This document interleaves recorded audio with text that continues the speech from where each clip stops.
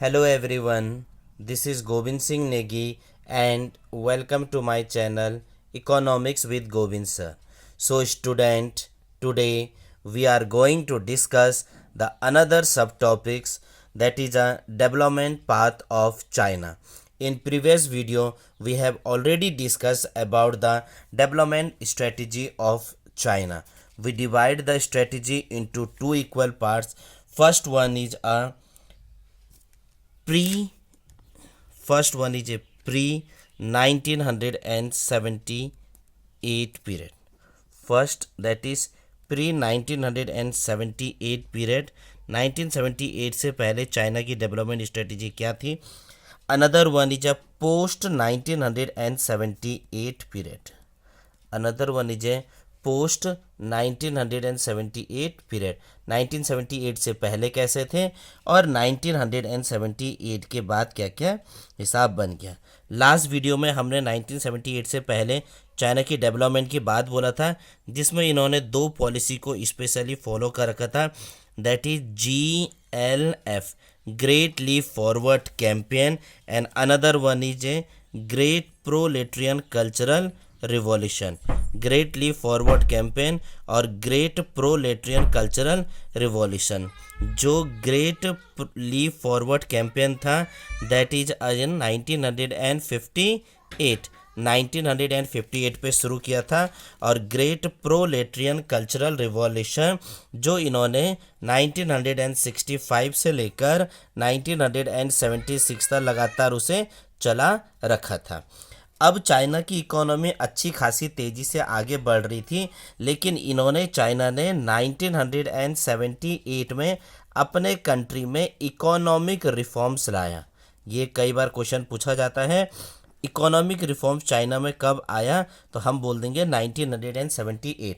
जबकि हम अच्छे से जानते हैं इंडिया में जो हमारी इकोनॉमिक रिफॉर्म्स आ रखी थी that is in 1991.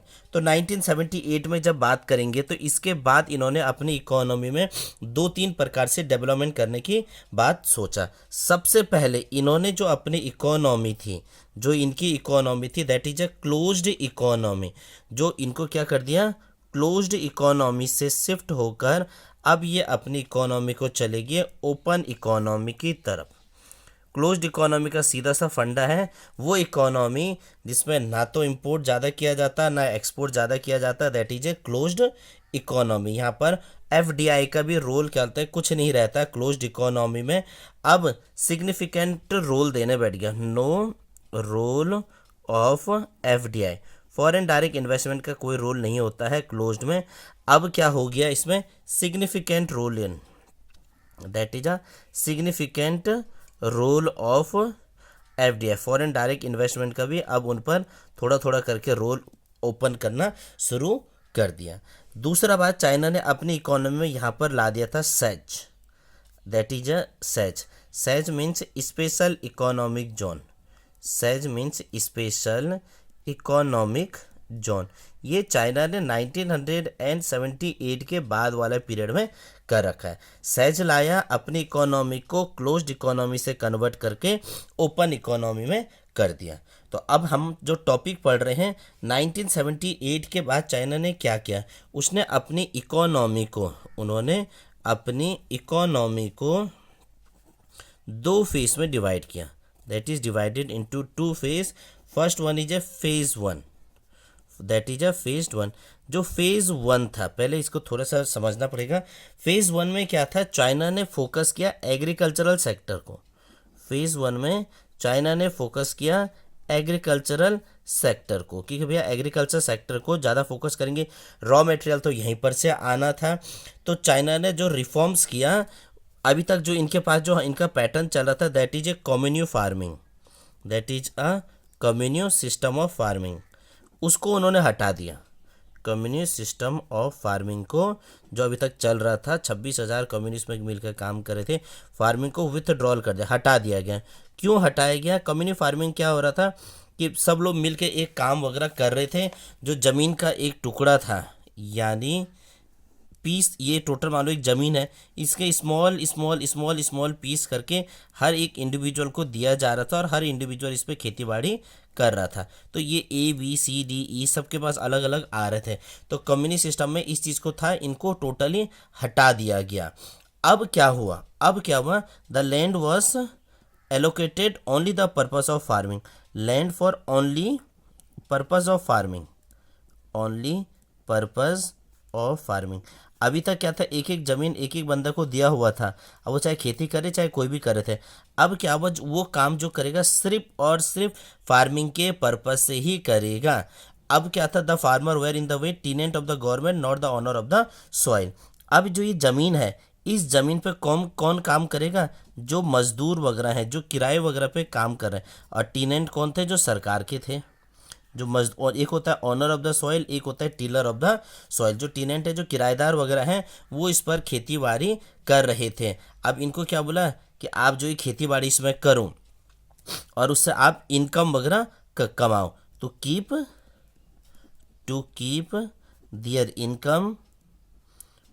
Their income from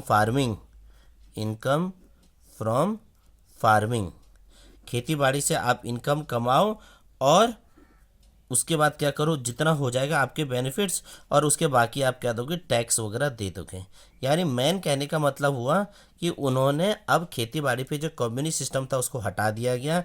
अब जो ज़मीनें थी वो उन्होंने एक एक इंडिविजुअल को दे के बोला कि आप इसमें खेती बाड़ी करो, हमें टैक्स दो और बाकी आप अपने इनकम के हिसाब से करो। यानी एग्रीकल्चर सेक्टर को डेवलपमेंट करने की इन्होंने यहाँ पर बात किया गया है।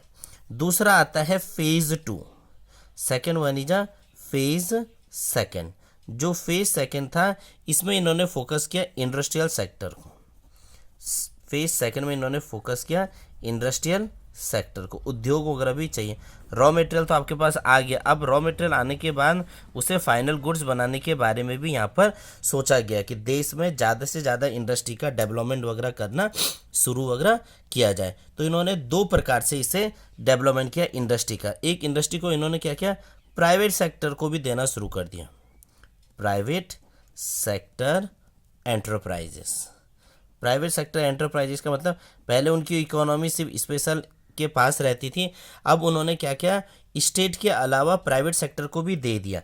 तो इससे जब पब्लिक और प्राइवेट के बीच में अब क्या हो जाएगा, कंपटीशन हो जाएगा। पब्लिक और प्राइवेट सेक्टर के बीच में क्या बन जाएगा, कंपटीशन बनेगा। और जितना ज़्यादा कंपटीशन होगा उतना ज़्यादा चीज़ें हमारे सामने देखने को मिल जाती थी। अब इन्होंने एक और चीज़ को फॉलो अप किया जो सबसे ज़्यादा इंपॉर्टेंट होता है, that is A dual pricing. Price भी अब उन्होंने दो प्रकार से लेना शुरू कर दिया। तो दो प्रकार से किसके लिए लिया, एक फार्मर के लिए सेट कर रखा है और एक किसके लिए सेट कर दिया, इंडस्ट्रीज। एक दाम इंडस्ट्रीज के लिए सेट कर दिया और एक इंडस्ट्रियल के लिए और एक उसके लिए। इससे क्या हो गया कि जो फार्मर है, जो नॉर्मल किसान है, इसको मार्केट में दूसरा रेट से चीज़ें मिलेगा और जो इंडस्ट्री है उसको वही चीज़ें दूसरा रेट से मिलेगा। क्योंकि जो इंडस्ट्री है that is for further production, industry ने जब चीज़ें खरीदेंगे तो वो और चीज़ों के प्रोडक्शन के लिए खरीदा जाएगा। और जबकि जो फार्मर वगैरह खरीदेंगे that is for self consumption. तो दाम भी दो प्रकार से हो गया, फार्मर के लिए अलग हो जाएगा और बाकी चीज़ों के लिए अलग वगैरह हो जाएगा। तो अब इसमें कंडीशन क्या है कि इसको कौन डिसाइड करेगा, दैट इज डिसाइडेड या fix by the government, that is fix by the government.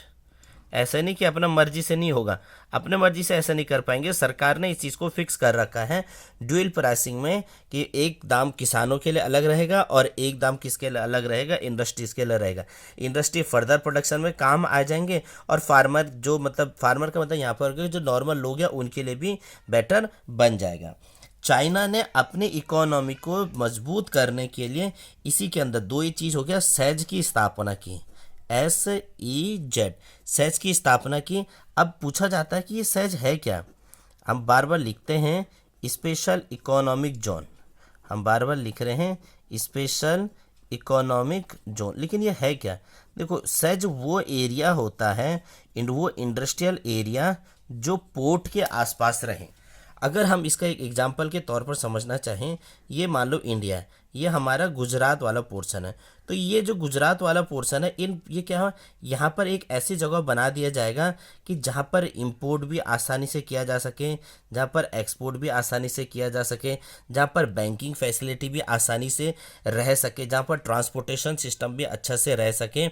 ये कंट्री के लिए क्या होगा, अलग अलग जगह से जब चीज़ें आएगा तो ये FDI भी चल के आएंगे, यहाँ पर फॉरेन डायरेक्ट इन्वेस्टमेंट भी हो जाएगा। अब सपोज मान लो कोई बड़ा कंटेनर में कोई सामान आया, अगर हमने यहाँ बनाए रहता तो यहाँ तक लाने ले जाने में भी दिक्कत वगैरह हो जाती थी। इस जगह पे जहाँ पर सहज बनाया जाता है, यहाँ पर टैक्सेस वगैरह, जो टैक्सेस और जो टैरिफ होते थे, जो टैक्सेस और जो टैरिफ वगैरह थे, उनको भी कम दाम पे रखा जाता था ताकि इन्वेस्टर आए और उस जगह पर तसल्ली से ट्रेडिंग वगैरह कर सके, ताकि इकोनॉमी में इंपोर्ट भी हो सके और एक्सपोर्ट भी हो सके। तो ये चाइना की डेवलपमेंट की स्ट्रेटजी है और इसी के बदौलत चाइना आज दुनिया में काफ़ी आगे बढ़ा हुआ है। तो कभी आएंगे तो हम इसे तसल्ली से लिख सकते हैं कि कैसे कैसे करके चाइना ने अपना डेवलपमेंट वगैरह कर रखा था। सहज भी चाइना ने लेके आया, ड्यूल प्राइसिंग भी किया, प्राइवेट सेक्टर को भी अब इंडस्ट्री में आना शुरुआत कर दिया, इससे कंपटीशन होने बैठ गया। एग्रीकल्चर सेक्टर को फोकस करने के लिए उन्हें कम्युनिस्ट सिस्टम को हटा दिया गया ताकि वहाँ से किसान को भी अपना इनकम वगैरह भी मिल सके और सरकार को टैक्सेस वगैरह भी मिल सके। तो ये चाइना की डेवलपमेंट की स्ट्रेटजी है। आई थिंक आपको वीडियो पसंद आया होगा। वीडियो पसंद आया तो लाइक करना, शेयर करना। नेक्स्ट पार्ट के वीडियो में हम आपको बताएंगे कि पाकिस्तान और इंडिया के डेवलपमेंट की क्या स्ट्रेटजी बने हुए हैं। तब तक के लिए थैंक यू।